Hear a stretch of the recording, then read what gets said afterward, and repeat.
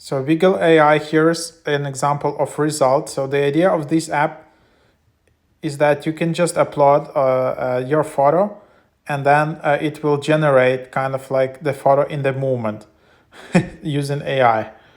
And then that's basically the idea of it. Of course, it's not like the best ones, but you can just have some idea of it.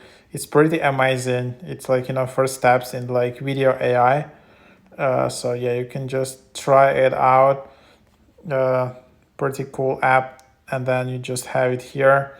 So yep, that's basically the idea. So you just add a motion video, you add a character video, and then you can just merge these two together, and then you replace the character which is moving with not just with your face but completely with your body, for example. Or for example, you can just upload a photo and just write a text prompt. I want this photo, this person character to move like that, or to put up hands and put hands down, and then this character will start moving. So pretty cool. So try that out.